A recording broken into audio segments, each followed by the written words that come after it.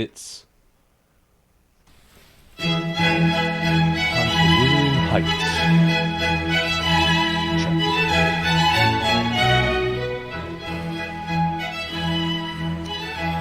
Are you excited? I am.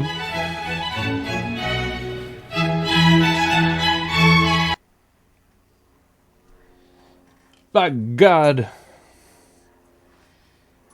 She's back. This is going to be how it is. This is the chapter we've been waiting for. I mean, I don't know. I mean, it's going to be good. What vain weathercocks we are. Let's just do that again.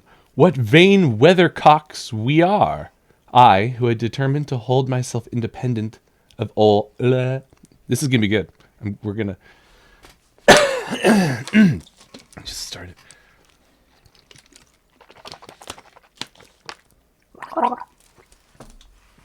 Okay, Doc. Hi. Yeah. Hi. No. Don't jump on me.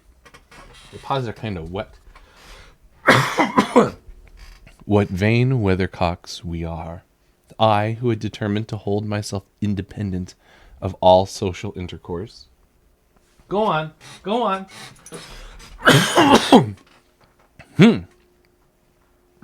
And thanked my stars that, at length, I had lighted upon a spot where it was next to impracticable.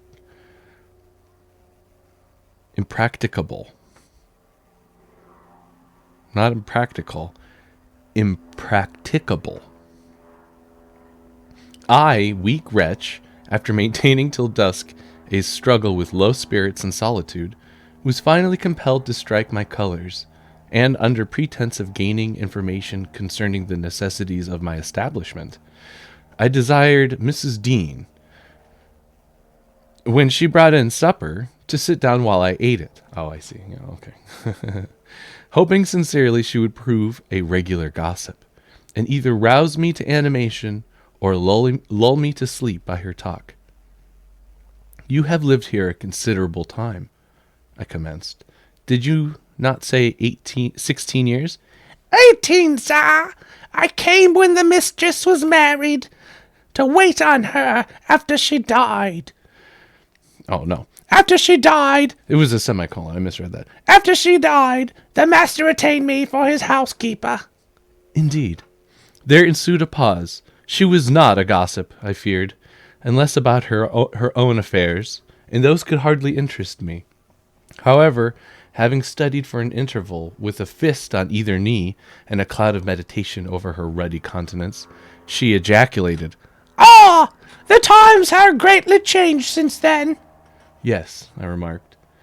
You've seen many good alterations, I suppose. I have, and troubles too, she said. Oh, I'll turn the talk on my landlord's family, I thought to myself. A good subject to start, and that's a pretty girl widow. I should like to know her history, whether she be a native of the country or, as is more probable, an exotic. Ugh. Oh, God, this guy is such a creep. An exotic that the surly indigene? Yeah, indigene, because it means natives, will not recognize for kin. Yep, so he's exotifying her. Jesus.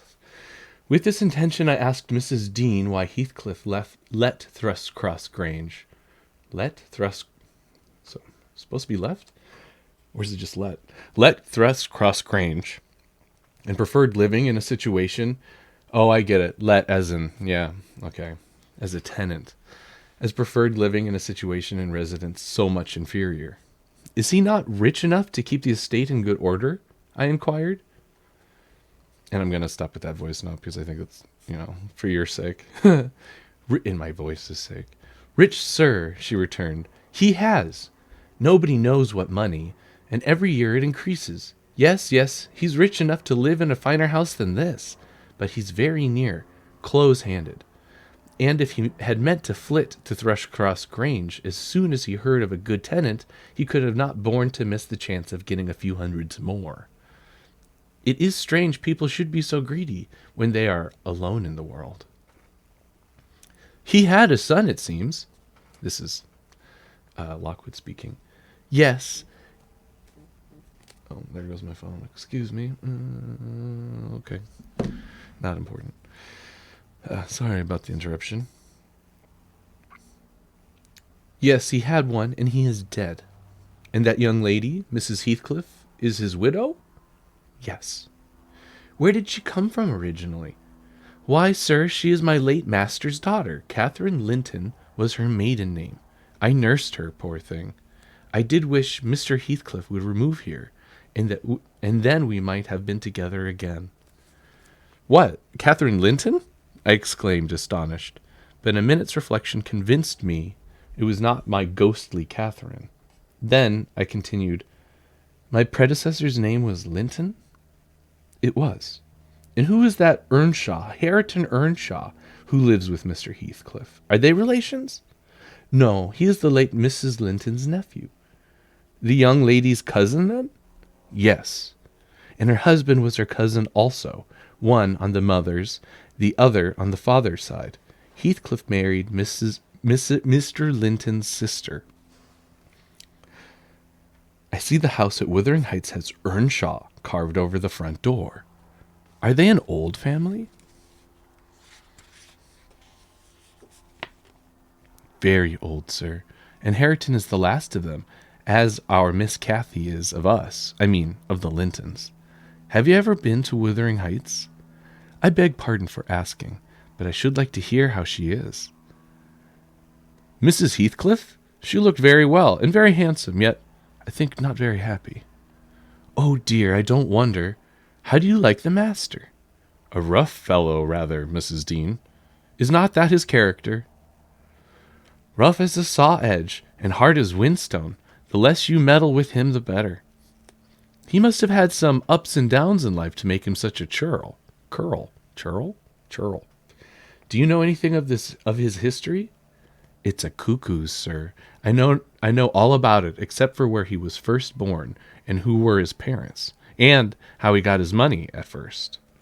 There's a footnote. Cuckoos. It's a cuckoo, sir. The reference to the cuckoo's practice of laying its eggs in others' birds' nests, a way of characterizing Heathcliff as an interloper. Ah, yes. And Hareton had been cast out like an unfledged dunnock. The unfortunate lad is the only one in all this parish that does not guess how he had been cheated. Well, Mrs. Dean, it will be a charitable deed to tell me something of my neighbors. I feel I shall not rest if I go to bed. So be good enough to sit and chat an hour. Oh, certainly, sir. I'll just fetch a little sewing, and then I'll sit as long as you please. But you've caught cold. I saw you shivering, and you must have some gruel to drive it out. The worthy woman bustled off, and I crouched near the fire. My head felt hot, and the rest of me chill. Moreover, I was excited, almost to a pitch of foolishness. Through my nerves and brain, this caused me to feel not uncomfortable, but rather fearful, as I am still, of serious effects from the incidents of today and yesterday.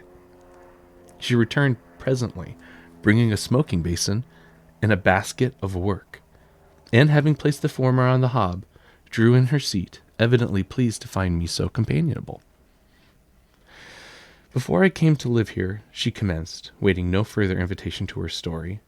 I was almost always at Wuthering Heights, because my mother had nursed Mr. Hindley Earnshaw. That was Hareton's father, and I got used to playing with the children. I ran errands, too, and helped to make hay, and hung out about the farm ready for anything that anybody would set me to. One fine morning, it was the beginning of harvest. I remember Mr. Earnshaw, the old master, came downstairs, dressed for a journey, and, after he had told Joseph what was to be done during the day, he turned to Hindley and Cathy and me, for I sat eating my porridge with them, and he said, speaking to his son, "Now, my bonny man, I'm going to Liverpool today." And that instantly gave me an accent. "Now, my bonny man, I'm going to Liverpool today. What shall I bring you?" Stop doing that. "You may choose what you like. Only let it be little, for I shall walk there and back. 60 miles. 60 miles! 60 miles each way. That is a long spell. 60 miles each way. What the hell? Hindley named a fiddle. Then he asked Miss Kathy. She was hardly 6 years old, but she could ride any horse in the stable, and she chose a whip. He did not forget me, for he had a kind heart, though he was rather severe sometimes. He promised to bring me a pocket full of apples and pears. Then he kissed his children good-bye and set off. It seemed a long while to us all, the 3 days of his absence. Okay, I guess that, it wasn't one day. 60 miles in one day, that's impossible. He's walking 60 miles. Holy moly. Maybe it's not that much. It sounds like quite a bit. But taking 3 days. It seemed to be a long while to us all, the 3 days of his absence. And so often did little Kathy ask when he would be home.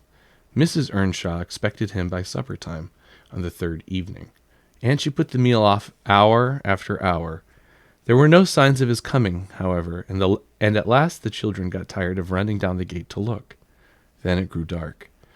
She would have to have had them to bed, but they begged sadly to be allowed to stay up. And just about 11 o'clock the door latch was raised quietly, and in stepped the master. He threw himself into a chair, laughing and groaning, and bid them all stand off, for he was nearly killed. He would not have such another walk for the 3 kingdoms. And at the end of it, to be flighted to death. Flighted meaning frightened. There's a footnote. And at the end of it, to be flighted to death, he said, opening his great coat, which he had held bundled up in his arms. See here, wife, I was never so beaten with anything in my life, but you must I don't know how you say that, e'en take it as a gift of God, though it's as dark almost as if it came from the devil. We crowded round, and over Miss Kathy's head I had a peep at a dirty, ragged, black-haired child, big enough to both walk and talk. Indeed, its face looked older than Catherine's. Yet when it set on its feet, it only stared round and repeated over and over again some gibberish that nobody could understand. I was frightened. Mrs. Earnshaw was ready to fling it out of doors. She did fly up, asking how he could fashion to bring that. And again, this book is going to use the word gypsy. Oh, hey, thank you. I really appreciate that. Anyway, Emily Bronte uses the word gypsy, and just in case it gets a little heavy, I apologize now for any vaguely racist sounding things. They're all judging him for being other right now, so something to keep in mind.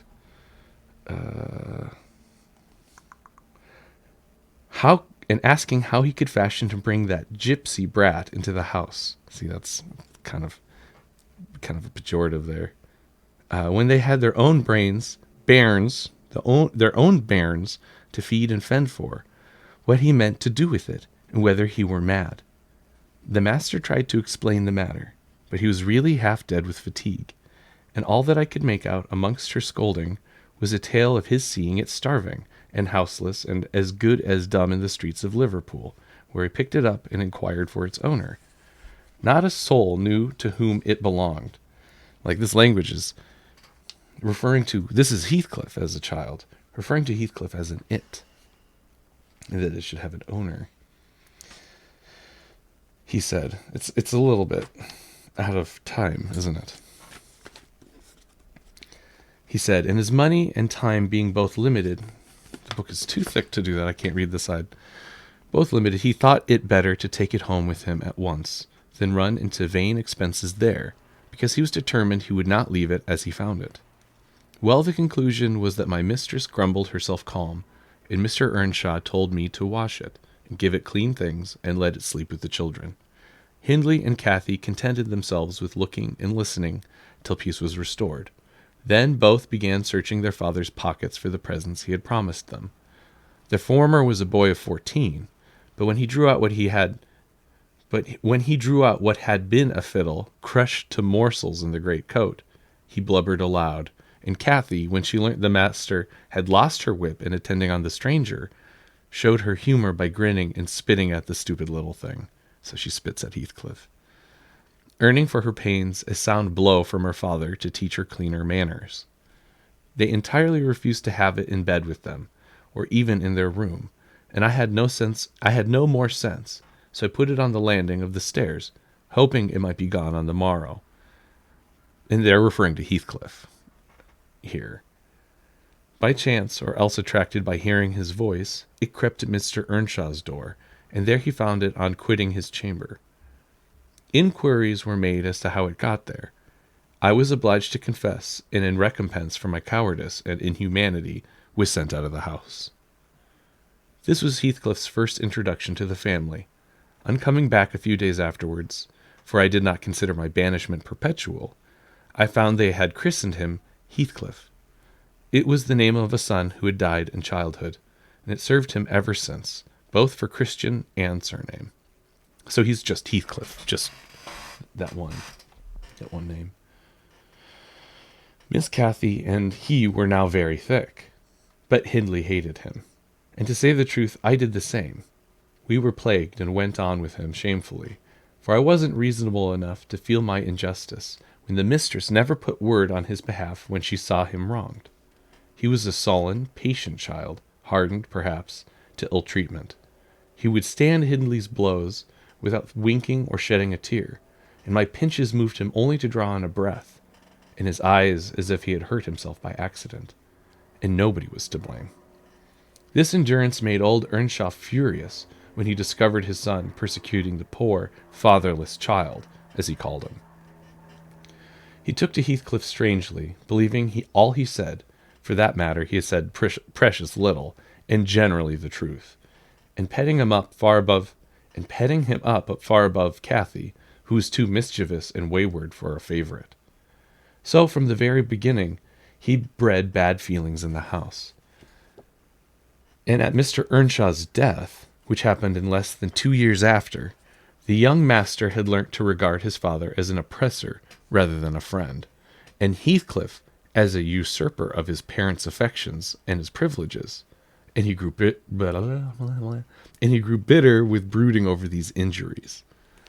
I sympathized a while, but when the children fell ill of measles and I had to tend to them, and take on me the cares of a woman at once, I changed my ideas. Heathcliff was dangerously sick, and while he lay at the worst, he would have me constantly by his pillow.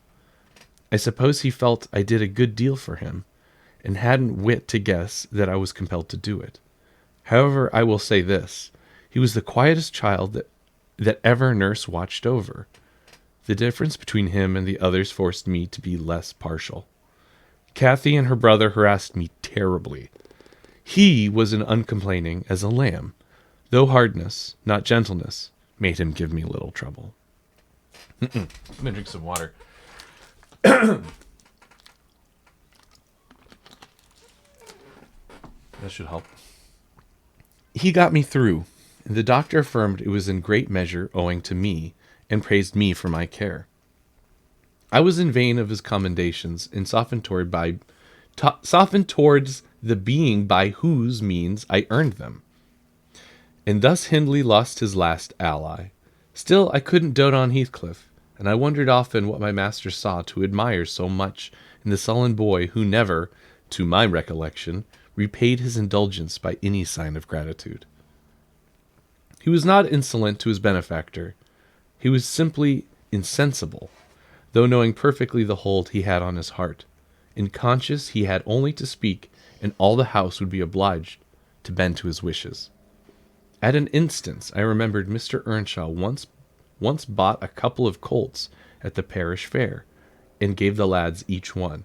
Heathcliff took the handsomest, but it soon fell lame, and when he discovered it, he said to Hindley, "You must exchange horses with me. I don't like mine, and if you won't, I shall tell your father of 3 thrashings you've given me this week, and show him my arm, which is black to the shoulder." So he's really beat up from Hindley. Hindley put out his tongue and cuffed him over the ears. "You'd better do it at once," he persisted, escaping to the porch. They were in the stable. "You will have to, and if I speak of these blows, you'll get them again with interest." off, dog, cried Hindley. This is like I don't know, 14-year-old, 15-year-old, 16-year-old? Probably too deep a voice for that character. Cried Hindley, threatening him with an iron weight, used for weighing potatoes and hay. Throw it, he replied, standing still, and then I'll tell how you boasted that you would turn me out of doors as soon as he died, and see whether he will not turn you out directly. Hindley threw it, hitting him on the breast, and he fell down, but he staggered up immediately, breathless and white, and had not I prevented it, he would have gone just so to the master, and got full revenge by letting his condition plead for him, intimating who had caused it. Take my colt, gypsy, then, said young Earnshaw, and I pray that he may break your neck. Take him, and be damned, you beggarly interloper, and wheedle my father out of all he has, only afterwards show him what you are, an imp of Satan. And take that. I hope he'll kick your brains out. Hindley's a jerk. Heathcliff had gone to loose the beast and shift it to his own stall.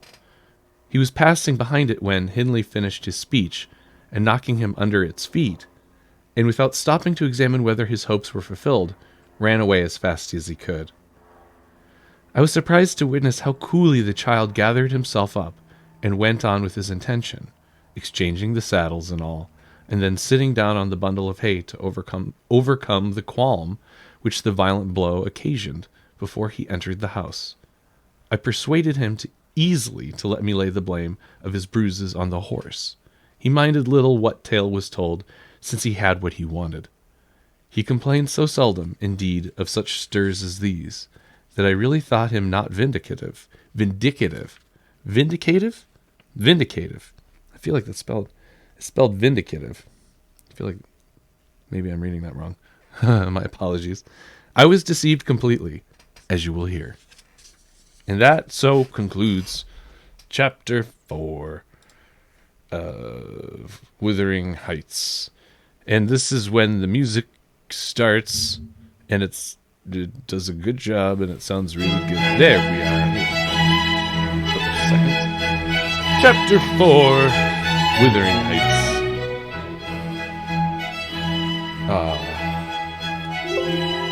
Thanks for tuning in. Next time, Chapter 5.